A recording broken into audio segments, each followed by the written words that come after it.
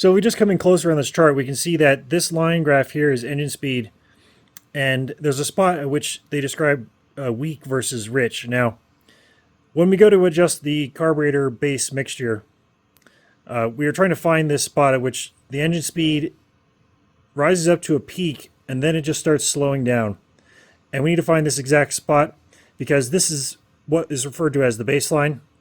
And this is how we compare needles and other variables.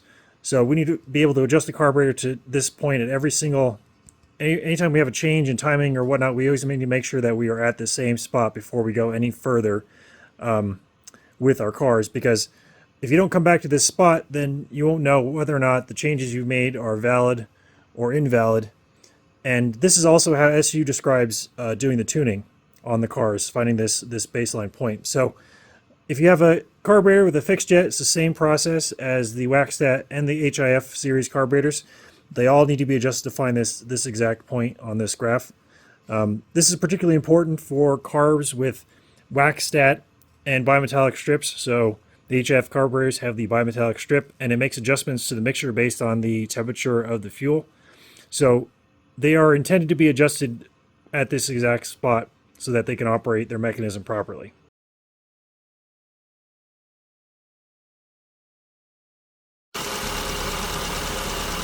So I've riched it up to 0.82 or something, and it's idling 1070. So what I'm going to do is I'm just going to cover the gauge.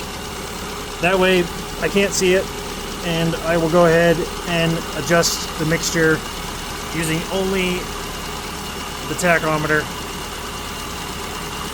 And I know I need to lean it out, obviously.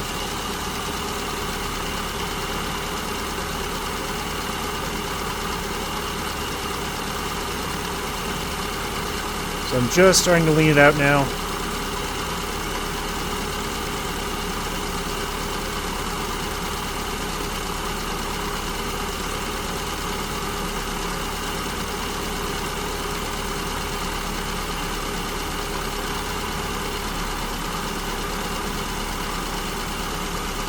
Still going.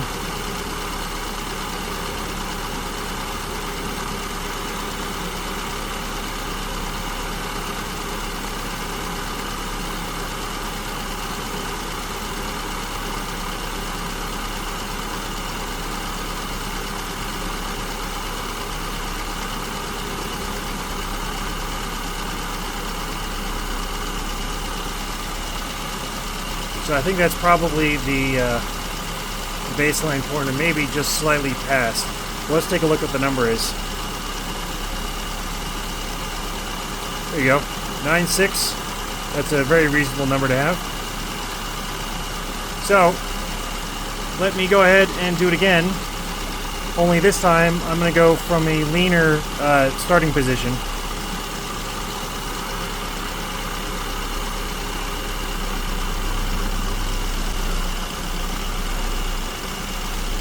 Okay, so we can see again idle speed fluctuating quite wildly, and we are running too lean on the lambda gauge here at lambda 109, 110.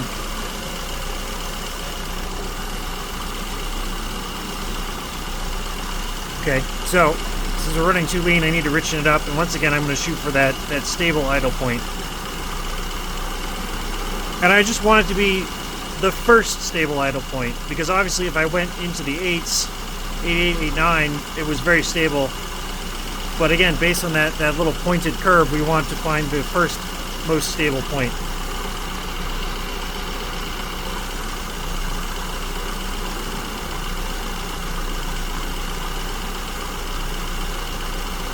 Okay, I'm adding fuel. You can hear the engine speeds picking up.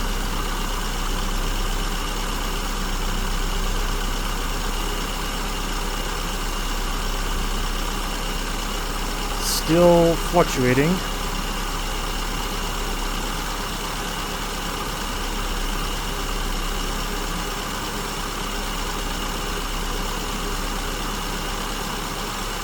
A little more fuel.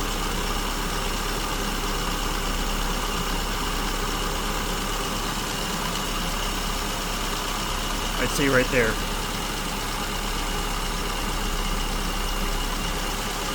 And there you go. 96, 95, 97. So that's how you can find the mixture using nothing but the tach.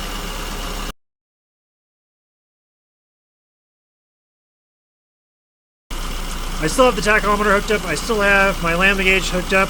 So what I'm going to do is I'm going to show you, when I make the adjustment, what the vacuum gauge displays.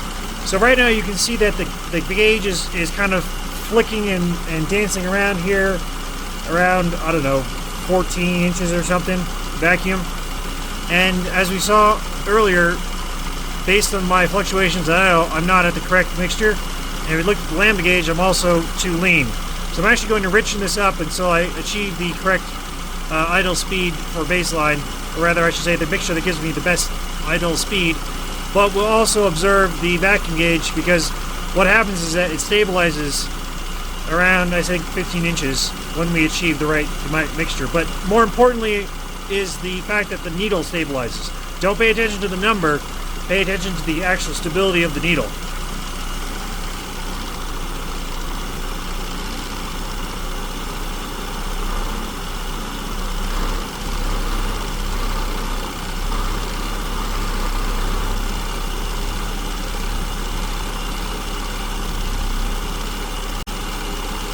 Okay, we're getting close. I can hear the engine smoothing out.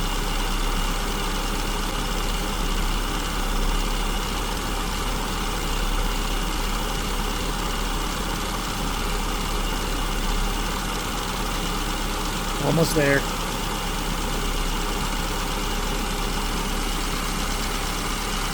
Okay, so this seems like, again, we're back to the sort of baseline idle speed.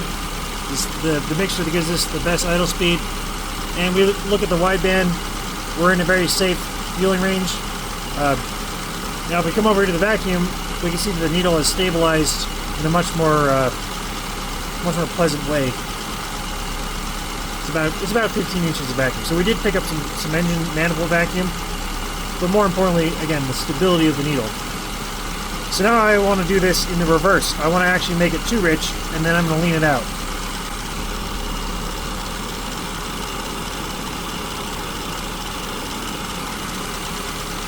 So I've gone ahead and made it way too rich, and you'll notice how stable the vacuum line is. And this is a problem with the vacuum gauge, is that it's useful, but it's not as accurate as using a tachometer or the wideband, because this is way too rich.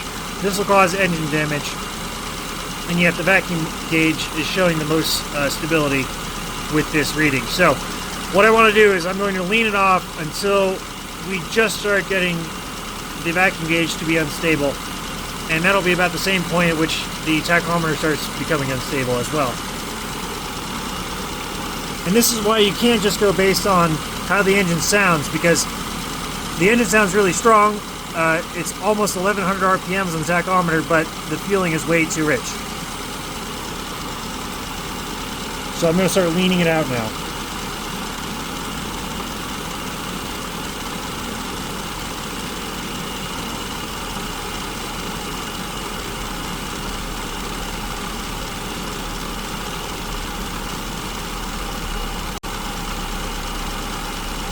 Right about there, based on the tachometer.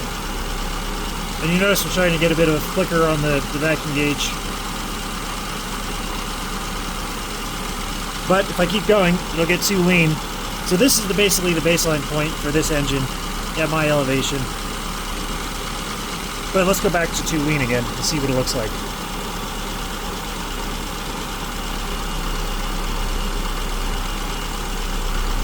You see how widely the tachometer started fluctuating? You see how widely the vacuum gauge started fluctuating? So it doesn't take much to go too lean. It's a very sensitive system.